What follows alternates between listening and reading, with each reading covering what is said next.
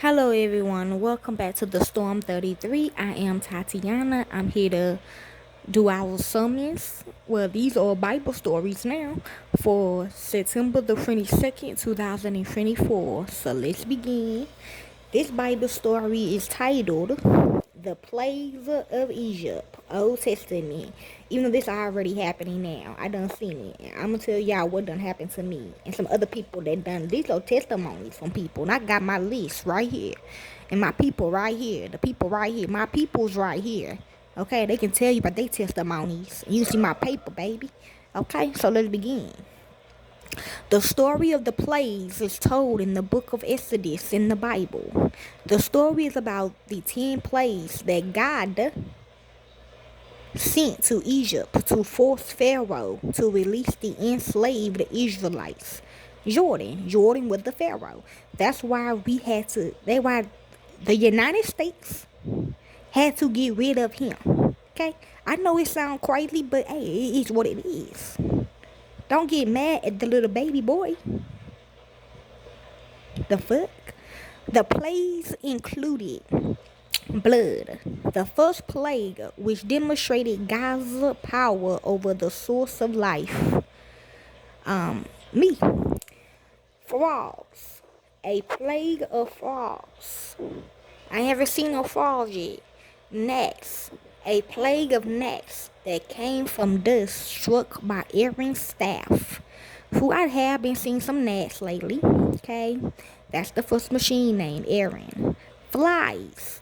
A plague of flies that represented bodily decomposition. Who, I swear to God, last year around this time, my whole house was filled with nothing but dead flies. And the other day, I've been seeing flies too, but like, y'all, it was so bad. It was like, yeah, see, it was like, bro, I was like, what the fuck? Like, what the flies coming from? Okay, next, livestock. A plague that killed all of Egypt's livestock, but not the Israelites. Okay, who, when they say blood, which was me. After I left 2017, y'all were eating nothing but dead people. You need to go get shake. Okay. So yes, that what it means. Y'all were eating fake meat. It was actually humans. Next, boars. A plague of boars known as the Bosch of Egypt. Yes, I've been seeing boars lately on some of my kids and shit, and they take showers like they clean and stuff like, and not even the live ones. Okay, Jason is alive. Okay, he just you know he was deformed, but he's alive. Okay, you can taste his blood. Okay, but yes, boys, hell. A plague of hell that was the seventh plague inflicted on the Egyptians. I haven't seen hell. I mean, I guess we did that one time when a storm came. Locusts. A plague of swarms of locusts. I only seen one, but it was no swarm, well, no big one. Okay. Darkness. A plague of extended darkness. Okay, I haven't seen that yet, but I don't know. I ain't seen that one yet. Death of the firstborn. The 10th and final plague in which the angel of death killed every Egyptian firstborn male child, including the Pharaoh's son. Yes, I done seen that happen. Okay. The purpose of the plagues was to show that the God of Israel was more powerful than the Egyptian gods and priests. As the Passover story tells it, after Pharaoh refuses Moses' entreaties to let the enslaved Israelites go free, God sends a series of 10 plagues to pressure the Egyptian ruler. Each time, Pharaoh promises to free the Israelites, but reverses his decision when the plague is lifted until the last one. In the book of Exodus, God sends 10 plagues to the Egyptian people. Any reader who comes to the story of the plagues or signs and wonders in the book of Exodus cannot help but have questions about the narrative. Why are these particular plagues described, and how are we to interpret them? The biblical story of the plagues of Egypt, Exodus 6:12, recounts how the Israelites, under the leadership of Moses and Aaron, was able to escape Egyptian bondage. The Exodus narrative describes 10 plagues not numbered in the biblical text, inflicted on the Egyptians by Israel's God, which then prompted the Pharaoh of Egypt to release the Israelites. 1. The waters of the Nile are turned to blood. 2. Frogs emerge from the Nile to infest the land. 3. Gnats or mosquitoes afflict people and animals. 4. Swarms of flies afflict the Egyptians and infest their dwellings. 5. Persistence afflicts Egyptian livestock. 6. Boils afflicts people and animals. 7. Hail with thunder and fire afflicts humans, animals, and plants. 8. Locusts devour vegetation. 9. Darkness covers the land. And 10. Death takes the firstborn humans and livestock. Okay? The story contains a number of internal inconsistencies and abnormalities. For example, the narrative contains two differing accounts of Moses' commission to go before Pharaoh and deliver the plagues, one in Midian and the other one in Egypt. Plus, it's not always clear who performs the signs and wields the rod or staff, Moses or Aaron. In inflicting the plagues, the magicians of Egypt were able to duplicate the first two plagues. True, but it's not clear how this is accomplished. Is the blood throughout all the land of Egypt turned back into water, despite the established pattern in some plagues? Numbers 3, 6, and 9. There is no forewarning or any interaction with Pharaoh prior to the plague. Finally, in some cases, the Israelites were explicitly said to be spared from a plague, number 4, 5, 7, 9, and 10, but in others they are not. The above features, along with other details in the narrative, have led biblical scholars to isolate and identify multiple independent literary sources in the composition and redaction of the plague story. Although there is continuing disagreement over the identity, nature, and date of these sources, some discern an international numerical structure in the narrative, dividing the plagues into corresponding pairs or into three groups of three, minus the first plague, and argue for compositional unity, no separate sources. Although these structures could also be the result of later editing, outside of the Exodus account, Psalms 78:43-51 and Psalms 105:28-36 also mention the plagues, but each contains only 7 plagues, and both differ from the order in Exodus. Do we have any evidence from Egypt for such catastrophic events, including Israelites and an Egyptian pharaoh? For the past half century or so, biblical scholars, Egyptologists, and others have offered a variety of naturalist explanations for the plagues, ranging from ecological disasters associated with the Nile River to volcanic eruptions and even comet strikes. But as others have noted, while some of the plays are suitable to an Egyptian Neolithic setting, such correlations are highly speculated. And more importantly, lack any support in ancient Egyptian records relating to the Nile. Attempts to identify specific Egyptian gods behind the various plays also further, given the vague nature of the story where details regarding Egyptian religion are concerned. Moreover, the idea of such divinely inflicted plagues is not unique to ancient Egypt. Similar plagues are invoked as divine punishment among curses described in Mesopotamian treaties, etc. Boils, locusts, disease, darkness, death of firstborn. While the water to blood motif is attested as an omen of defeat and destruction in Mesopotamian and Egyptian mythology and military campaign narratives, nationalist readings of the plays account tend to ignore the literary or story-like nature of the narrative with the isolation confrontation between the Pharaoh and Moses and its frequent use of hyperbole as well as clear mercurial intent.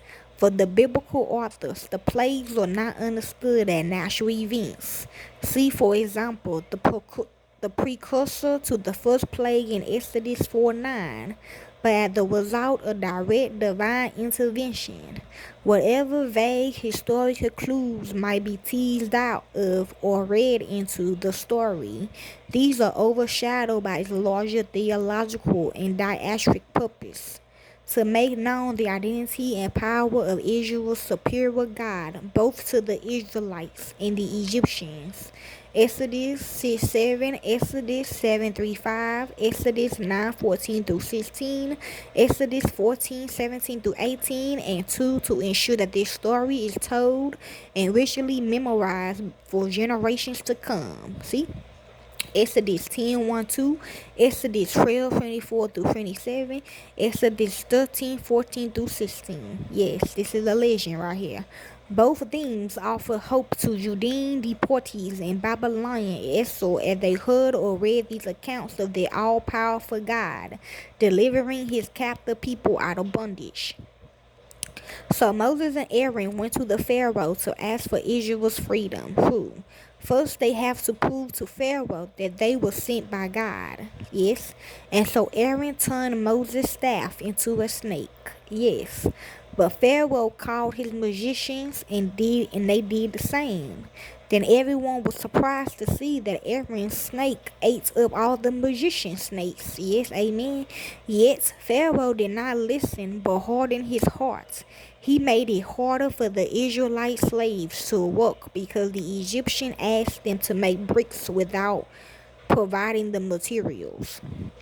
Because Pharaoh was stubborn and did not want to let the Israelites go free, God sent different plagues to Egypt.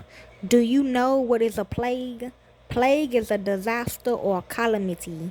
Let's see what plagues God sent to Egypt, okay? The first plague. See, play. Okay. The next morning, God told Moses and Aaron to wait for Pharaoh by the Nile River. When they saw him, Aaron said to Pharaoh to let God's people go. Pharaoh refused. So Aaron hit the Nile River with his staff, and all the waters of Egypt turned into blood. All the fish in the river died, and it smelled so bad. Still, Pharaoh did not set Israel free. Second plague. Moses went to Pharaoh again and told him to let the Israelites go. But Pharaoh refused. When Aaron stretched out his staff over the waters, frogs came out and scattered all of Egypt. Pharaoh pleaded to Moses to make the frogs go away. Then he would let Israel go and sacrifice to God. Moses prayed to God and all the frogs died. Okay. But when Pharaoh saw that Egypt had recovered, he didn't do what he said. Third plague. Again, God said to Moses to tell Aaron to stretch out his staff and strike the dust of the earth. Then it became gnats and filled all of Egypt. Even if the magicians cannot do the same thing and told Pharaoh that it was God's doing, yet Pharaoh refused to free Israel. Fourth plague. God said to Moses to go to Pharaoh again to tell the Pharaoh that if he does not let the Israelites go, God would plague Egypt with flies. Pharaoh refused, and God did what he said. There were flies everywhere except on the land of Goshen, where the Israelites live. The following day, Pharaoh, see how I'm reading? Pharaoh told Moses and Aaron that they could go and sacrifice to their God. After Moses prayed to God to make the flies go away, the Pharaoh did not let Israel go. Fifth plague. Then God told Moses to tell Pharaoh to let Israel go. If not, God would kill all their livestock, but not Israel. Pharaoh refused, and God did as he said. All the sheep, cattle, goats of Egypt died, but the livestock belonging to Israel did not die. Still, Pharaoh did not let Israel go. Sixth plague. Then God told Moses to take the ash from a kiln and throw it upwards before Pharaoh, if he still doesn't let Israel go. The ash turned into a fine dust that spread all over Egypt. All the men of Egypt, including the magicians, the animals were plagued with boils and all over their bodies. However, Pharaoh did not let Israel go. Seventh plague. Then God told Moses to tell Pharaoh to let the Israelites go so they may serve God. If not, God will send plagues on the Egyptians. Find shelter for yourself and your livestock, because tomorrow will rain hell like never before. Some of the Pharaoh's servants who feared the Lord took their servants and livestock to safety, but those who did not do anything. The time came that the Lord told Moses to stretch out his hand to the air. It rained hail all over Egypt, except on Goshen. The hail fell on every man, animal, and plants. Eighth plague. Pharaoh called for Moses and Aaron and said, I have sinned. Plead with the Lord to stop the hail, and then I will let you go. So Moses prayed to God, and the hail stopped. But Pharaoh hardened his heart and did not let Israel go. Again, Moses and Aaron went to Pharaoh and said, The Lord says, How long will you refuse to humble before me? Let my people go. If not tomorrow, I will plague Egypt with locusts that will cover the land. Pharaoh agreed to let Israel go and serve God. But Moses said that everyone in their flocks and herds would go. But Pharaoh did not want that. So the next day, a swarm of locusts came. It ate everything, plants and fruits, and so Pharaoh immediately called Moses. He asked for forgiveness. Moses prayed to God, and all the locusts went away. But again, Pharaoh refused to free Israel. Ninth plague. Then God told Moses to cast a plague of darkness over the land of Egypt. The Egyptians did not see one another, so they stayed where they are for 3 days. But the Israelites in Goshen have light. So Pharaoh agreed to let the Israelites go and serve the Lord. But because Moses wanted to take their flocks, Pharaoh did not set Israel free. He even said that he would kill Moses. 10th plague. Then God said to Moses that with his last plague, Pharaoh would finally set Israel free. God instructed Moses to prepare for the Passover. By midnight, the angel of death would go around Egypt. Every firstborn in the land of Egypt shall die. All of Egypt will cry, but not Israel, God's people. When midnight came, all firstborn in the land of Egypt died, including Pharaoh's firstborn, down to the firstborn of slaves and animals. There was a great cry in Egypt. But no one died in Israel's houses, because the blood of the Lamb marked their doorposts. The angel of the Lord passed it over them. After this, Pharaoh called Moses and Aaron. He said, Get out of Egypt, bring all your people, flocks and herds. Okay, that's what I taught my Sunday school class, okay. Now, this was the discussion questions. They got all A's. So let's try to remember what happened in the story. They got more than that, but you know what I'm saying? Yeah. Go to class. What are Moses and Aaron doing in Egypt before Pharaoh? God sent them to free the Israelites from slavery in Egypt. What happened because Pharaoh did not want to let the Israelites go? God sent plagues to Egypt. Can you remember the order of how the plagues happened? But there's a safe place in Egypt while God sent the plagues in Egypt, Goshen. Why did God leave it safe from harm? Because God's people were there and He protected them. What lesson can you learn from this story about Pharaoh, about Moses, about God? Memory verse Exodus 22. I am the Lord your God who brought you out of the land of Egypt, out of the house of slavery. Of course, them. Okay, the kids' activities that they did, coloring pages and activity pages. Okay, um, we telling they include activity and coloring pages related to the story of Moses and the 10 plagues. You can let the children do these pages after telling the story to them. I did.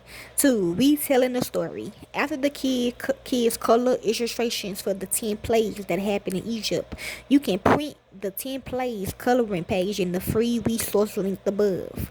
Let the children cut out each page. Then glue a popsicle stick to each cut out of picture. Let the children choose one picture and arrange themselves according to the time the picture they are holding happened. Let each child tell the story behind the picture he or she is holding. Okay? Games. Pharaoh, Exodus 7, the games. The story of the stubborn Pharaoh and the escape from Egypt is a frequent favorite because of the vivid imagery. These games both lose the ideas of many plagues, the stubbornness of the king, and the characters of Moses and Aaron to complement the story. Plays dominoes. These dominoes are a great review tool and suitable for the younger age group. Challenge the older ones to put the plays in order first as the review of the different symbols. The download and full instructions can be found by clicking on the image. Dodge the plague. This is basically dodgeball, where each color ball Lord, you're not funny. What was that? Or colorly toys, if you can source them, represent a plague.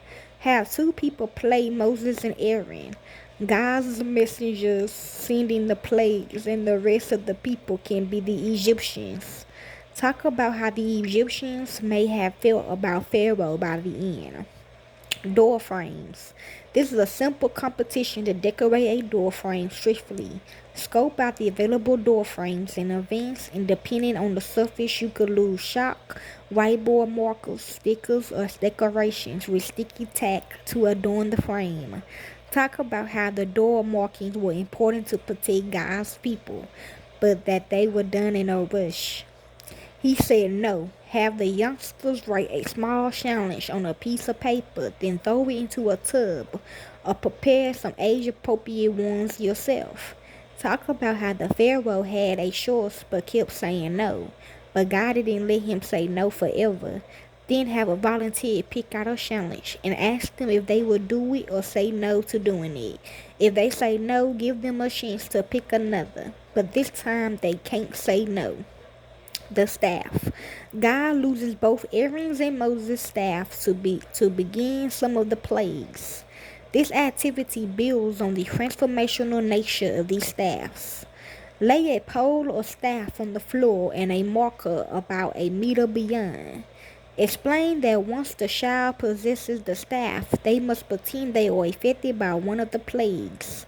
Have the children step or jump over the staff, then go around the marker and return to the beginning. Lose the cards that come with the story. Post at prompts if needed. Okay. Blood, wade through yucky, frogs, frog jump. Yep. Next, trot away. Flies, make your hands fly. Livestock, walk on all fours. Boars, itch and scratch. Hail, run and cover your head.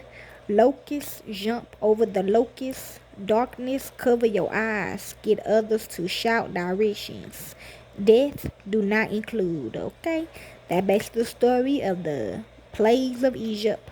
Got this from listening to my mixtape. Anybody could die. Okay, so hope y'all enjoy. Be back with some more.